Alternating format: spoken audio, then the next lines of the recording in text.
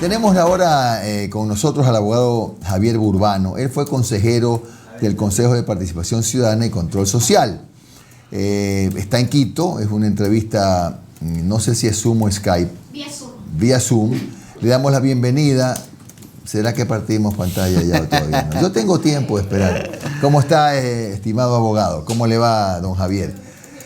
Bueno, la consulta del millón es justamente esta que tanto nos ha puesto a discutir en las redes sociales, en programas como este. ¿Qué pasa con las candidaturas de Arauz y Pérez? ¿Qué impedimento legal tendrían para que sea objetada la calificación por el CNE?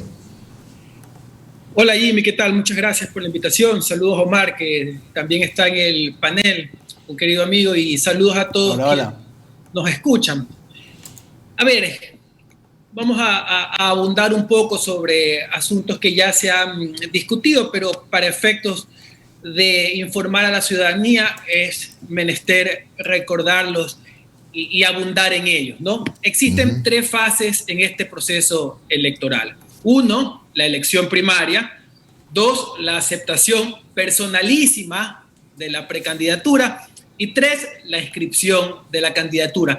Ya no vamos a discutir sobre qué se interpreta como aceptación personalísima, porque creo que eso es un tema ya superado para el CNE. Aunque no lo diga el reglamento, tiene que ser presencial. Yo discrepo con eso, pero en todo caso, ese es el criterio del CNE.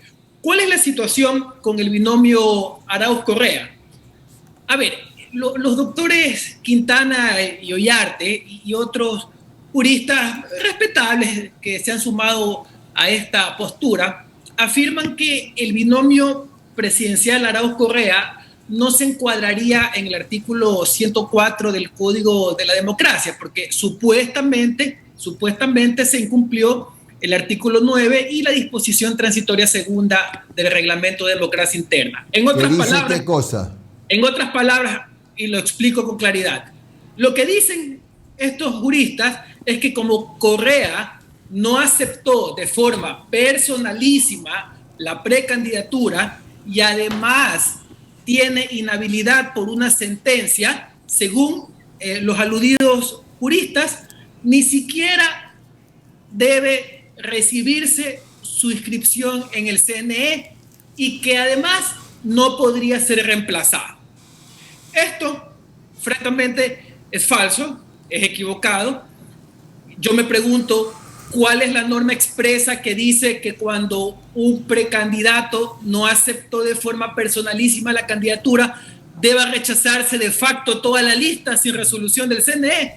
No existe esta norma, Jimmy y querido Omar, no existe. Lo que sí existe es el artículo 14 del reglamento para inscripción de candidaturas, que es concordante con el artículo 104 del Código de la Democracia, que dice que, y que escuche bien la ciudadanía, si un candidato no cumple con requisitos o está inhabilitado, la organización política podrá reemplazarlo en 2 días sin necesidad de proceso interno.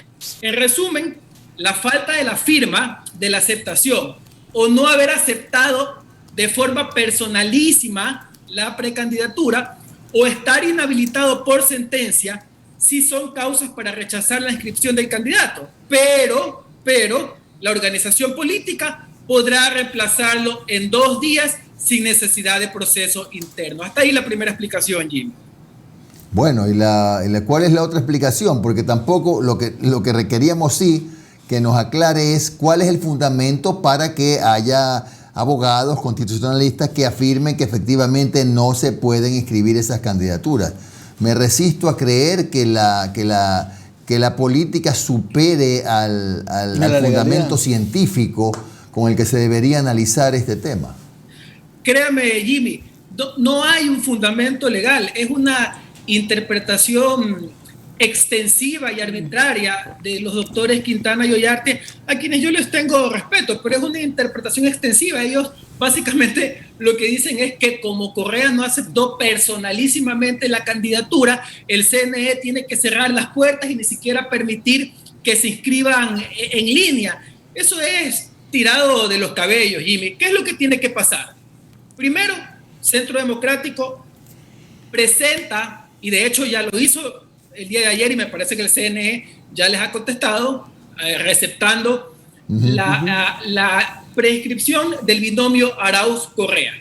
Segundo, el CNE va a rechazar a Correa porque no aceptó de forma personalísima la precandidatura y porque tiene una sentencia que lo inhabilita. Así es. Tercero, el CNE le va a dar plazo de 2 días para cambiarlo. Entonces, la organización política Centro Democrático lo va a reemplazar con Rabascal, quien fue proclamado en primarias, y solo en el supuesto evento que Rabascal tenga inhabilidad comprobada, la lista podría quedar rechazada definitivamente. Así debería funcionar, Jimmy, este asunto, si no quieren poner en peligro la democracia en Ecuador o escalar a un conflicto político sin precedentes. Abogado, buenos días, te saludo Omar Jaén, ¿cómo has estado? ¿Cómo está Quito? Bastante frío, ¿no? Sí, algo. Está. Abogado, desde su punto de vista, el comentario que hizo ayer Enrique Pita, y que lo voy a leer textualmente, dice: es inexplicable que el sistema de inscripción de candidaturas del CNE permita que el binomio Arauz-Correa registre electrónicamente su solicitud, cuando uno de sus postulantes no tiene la calidad de precandidato por no haberla aceptado de forma presencial como manda el reglamento. Ya acaba de explicar la posición, que es muy similar a la de los doctores Quintana, García y Ollarte, pero le pregunto a usted, ¿esto se llama prevaricar? A ver, antes de contestar concretamente esa pregunta, solo quiero referirme a algo que decía Jimmy sobre los juristas Ollarte y Quintana. Jimmy, yo les voy a recordar algo de lo que casi no se habla, porque tal vez la gente no se acuerda. Esto de estirar las normas como chicle no es nuevo en estos constitucionalistas. Recuerden que el año pasado el doctor Ollarte y el doctor Quintana demandaron la suspensión de las elecciones para elegir a los miembros del Consejo de Participación Ciudadana y Control Social, alegando que según ellos no hubo suficientes debates públicos entre candidatos, que no hubo difusión de planes de trabajo de cada candidatura y que esto afectaba el derecho a ejercer un voto informado. Estos argumentos absolutamente subjetivos fueron rechazados por la Corte Constitucional oportunamente. Así que no es la primera vez que los doctores Ollarte y Quintana agitan las aguas en tiempos de elecciones, y tampoco es la primera vez que están equivocados, como se lo hizo ver la Corte Constitucional el año pasado. Respecto a tu pregunta, Omar, a ver, el prevaricato es un delito que está tipificado en el Código Orgánico Integral Penal y que tiene otras implicaciones, ¿no? Pero yo entiendo la pregunta, porque es absolutamente antiético y es absolutamente cuestionable que un consejero del Consejo Nacional Electoral se pronuncie sobre una situación que es materia de una resolución del Consejo Nacional Electoral. A mí me parece francamente fuera de contexto que el ingeniero Pita haga una especie de reclamo a la institución porque ha receptado electrónicamente una precandidatura. ¿Qué es lo que demuestra? Que no es un árbitro imparcial, como deben ser los árbitros electorales, como deben ser los 5 miembros del Consejo Nacional Electoral. Y no porque yo lo diga o porque la ciudadanía lo piense, porque así lo establecen los estándares básicos de la democracia que están incluso expuestos en la Comisión Interamericana de Derechos Humanos. Ahora, lo mismo aplica para el caso de Yacu Pérez y su binomio, porque también usted sabe que lo están cuestionando por razones parecidas. Similares, claro. Muy parecidas, con la diferencia de que el señor Pérez, Pachacuti en Democracia Interna eligió a la arquitecta Marangoni, ella se retiró. En otro proceso de democracia interna eligieron a otra ciudadana, a la doctora Cedeño, y por eso también afirman que no han cumplido la normativa electoral, etcétera, etcétera. Es un caso parecido al del otro binomio, ¿verdad? Es un caso muy similar y se cumplió con la democracia interna. O sea, ¿quién puede de alguna manera negarlo? Pues si ni siquiera es que ha existido un mayor control de parte del Consejo Nacional Electoral respecto de los procedimientos de democracia interna que existen, que dicho sea de paso no solo es uno, no solo son las primarias, hay varias formas de ejercer la democracia interna. A ver, queda claro que existe algún afán de descalificar a los binomios bajo interpretaciones extensivas. Y yo quiero recordarle a la ciudadanía que existe un principio constitucional en favor de los derechos de participación. En materia de derechos y garantías constitucionales, los servidores y servidoras públicos, administrativos o judiciales, deberán aplicar la norma y la interpretación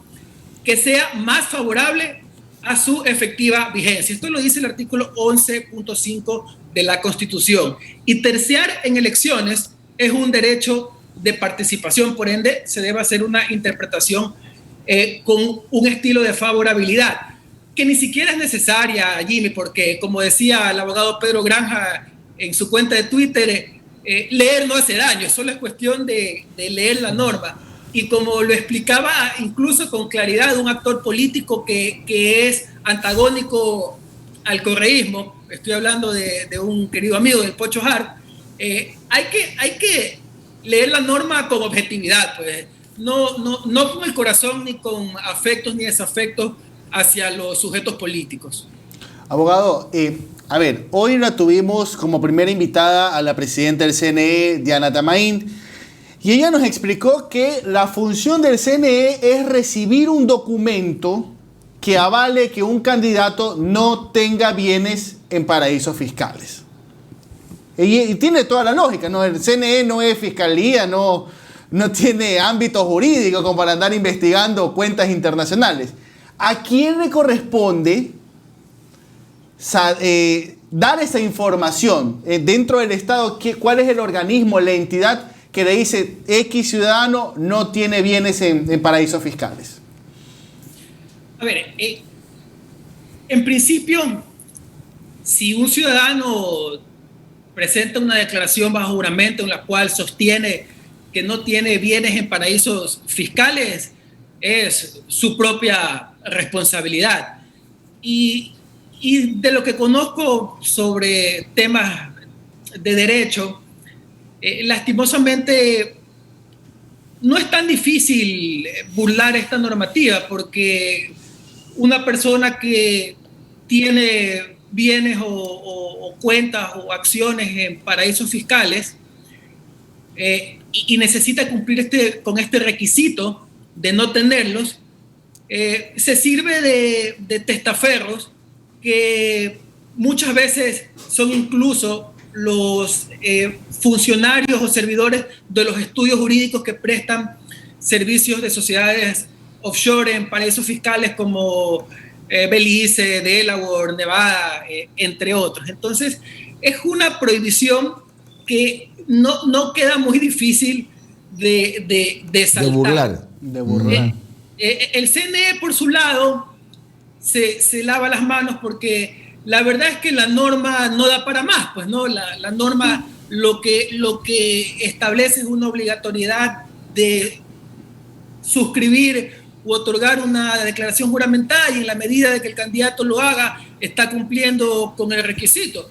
Ahora, más allá de la cuestión electoral, yo sí creo que el Servicio de Rentas Internas debe tener una unidad especial para hacer seguimiento y análisis de las cuestiones que tengan que ver con contribuyentes con sociedades offshore, sobre todo para controlar que no exista ningún tipo de evasión tributaria, que es por lo general el uso que se le da a una sociedad offshore, por lo general es para evadir tributos, entre otras imposiciones obligatorias dentro del Estado. Abogado Urbano, bueno, esto no era específicamente el tema de la entrevista, pero se me ocurre que ahora va a tener el CNE un tema que como que no está en la carpeta, ¿no?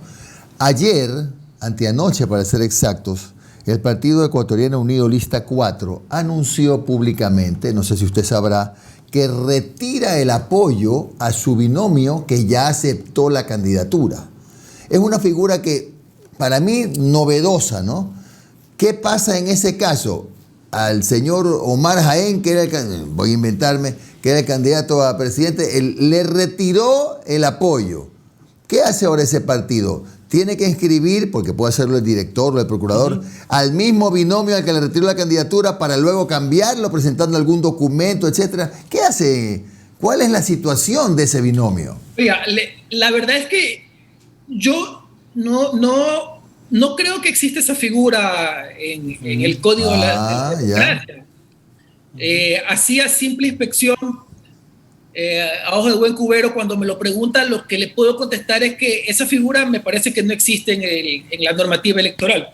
Esto del retiro del apoyo por parte de la organización política. Si el candidato ha aceptado y no está renunciando y no se encuentra inhabilitado y no ha fallecido o ya está embarcado, claro, o no tiene una enfermedad catastrófica, yo veo bastante difícil que se pueda retirar o quitar el apoyo de la candidatura. Me parece que no procede, pero reconozco que no he revisado a profundidad el tema, pero a simple inspección me parece que eso no procede. O sea que tendría en todo caso el binomio que renunciar. Claro, eso tendría que renunciar, o sea, el sujeto electoral, tendría que renunciar la persona natural. Muy interesante. Bueno, ahí se viene otra polémica en este año tan sui generis por Javier. Desde que yo tengo memoria no recuerdo haber asistido a un proceso tan accidentado con tantas cosas nuevas que van saliendo, ¿eh? Y la última, sí. Sí, respecto de eso, es muy triste, ¿no? Yo recordaba también esta polémica que surgió cuando se quiso multiplicar por 7 los votos nulos de una papeleta en la elección al Consejo de Participación Ciudadana y Control Social. No sé si ustedes lo recuerdan. Me acuerdo. Al igual que ahora circuló una tesis que proponía que el voto nulo de una persona se debía multiplicar por 7 debido a que eran 7 los candidatos que se estaban eligiendo para el Consejo de Participación Ciudadana. Algo absolutamente tirado de los cabellos, insólito, y sin embargo eso se discutió en el Pleno del Consejo Nacional Electoral y finalmente fue negado, pero este absurdo llegó al punto de ser discutido y debatido en el Pleno del Consejo Nacional Electoral, ¿no? Y también hace poco veíamos a un consejero del CNE festejando la sentencia contra uno de los líderes de las organizaciones políticas. Créame que eso, más allá de cualquier afecto o desafecto, se ve mal, porque el consejero del Consejo Nacional Electoral es un árbitro que tiene que ser imparcial, pues tiene que garantizar la democracia, tiene que garantizar la igualdad de armas, y no puede pues festejar, en el caso de ese consejero, una inhabilitación de uno de los miembros de las organizaciones políticas, y en el caso del ingeniero Pita no puede pues adelantarse o quejarse respecto de un proceso que tiene que ser sujeto de resoluciones del cuerpo colegiado y no de él a título personal. Es una vergüenza. Bien, gracias, abogado Javier Burbano, que nos ha dado muchas luces respecto del tema de la calificación de los binomios de Arauz y de Yacu Pérez. Que tenga usted un buen día, abogado. Muchísimas gracias por la invitación y hasta una próxima ocasión.